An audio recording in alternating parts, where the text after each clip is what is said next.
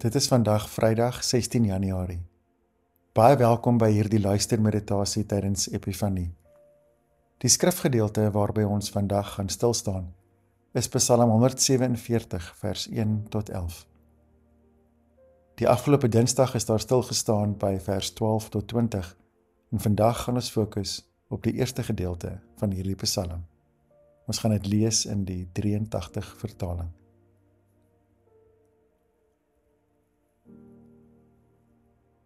Ek wil jou nooi om waar jy is tot rus te kom, om 'n paar keer lekker diep asem te haal, en wanneer jy gereed is, om jou oë toe te maak.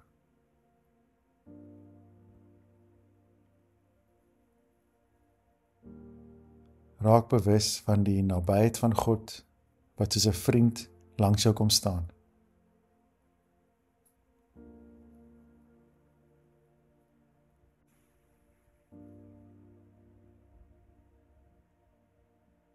Net soos die hele aarde deurdrenk is met God se teenwoordigheid, so is jy ook deurweek met die lig van God.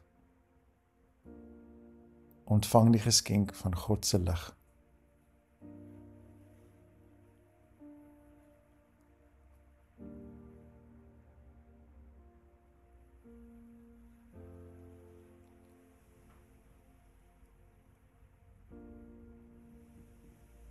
Heilige, misterieuse God, ek verwelkom vandag alles wat na my kant toe gaan kom.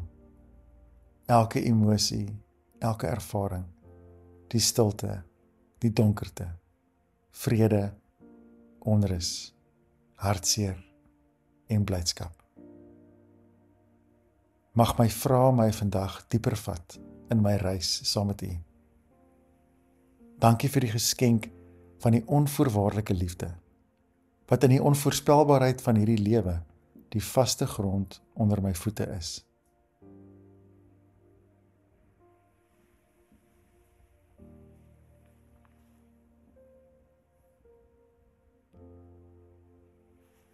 Psalm 147 vers 1. Prys die Here, dit is goed om tot lof van ons God te sing. Dit is 'n genot om die loflied te sing wat hom toekom. Dit is die Here wat Jerusalem weer opbou, wat die verstrooides van Israel bymekaar bring.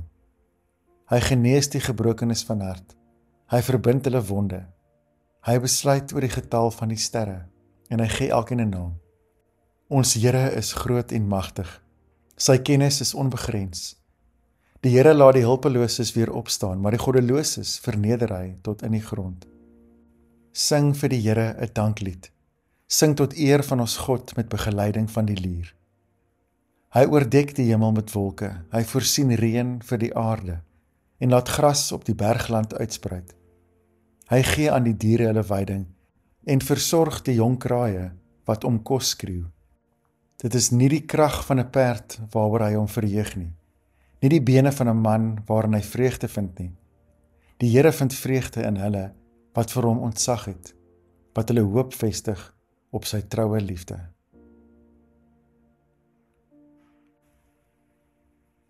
Wat het jy vandag gehoor in hierdie Psalm? Watter woord of gedagte het by jou gebly, of watter vraag het dalk by jou opgekom?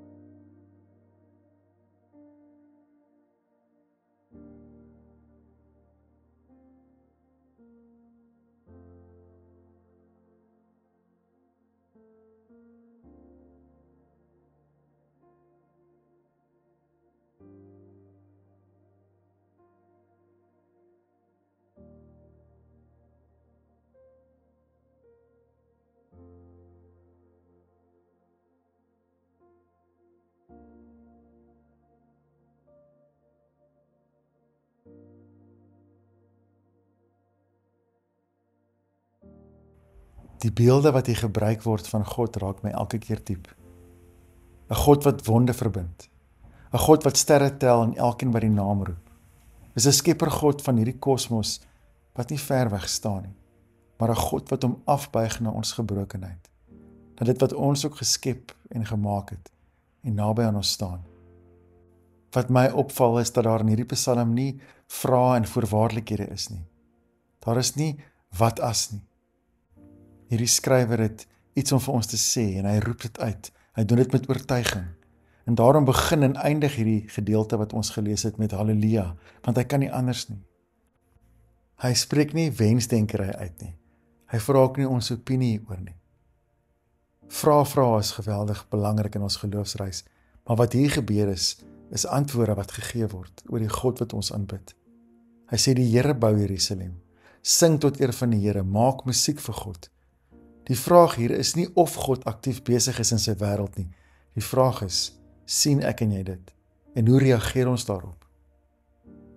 So 'n vraag om dalk nou vas te hou is, waar het jy onlangs beleef hoe die teenwoordigheid en sorg van God jou so oorweldig het, dat jy nie anders kon as om te sê, Halleluja nie.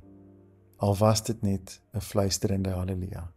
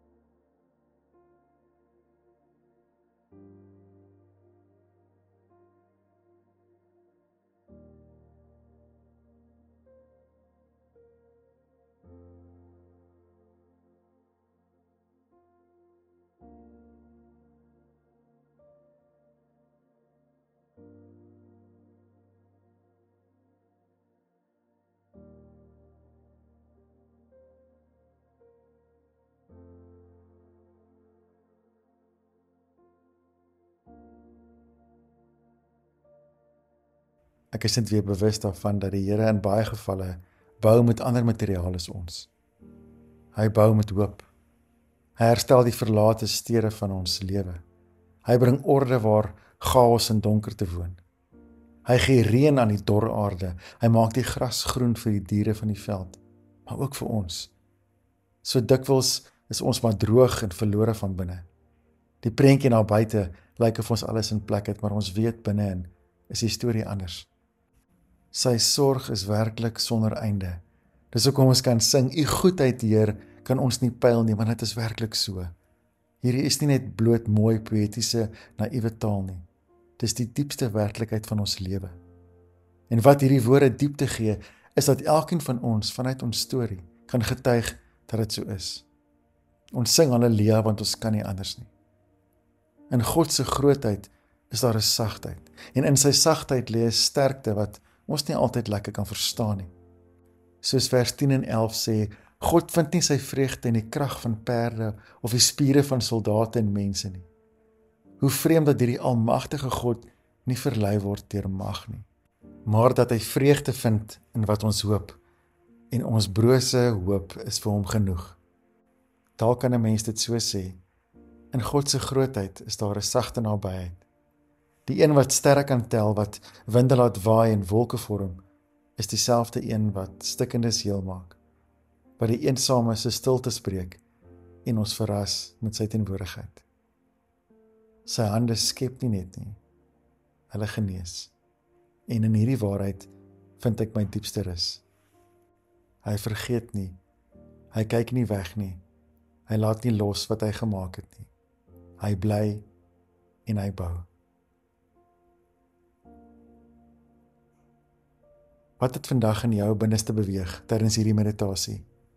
Praat met die Here daaroor.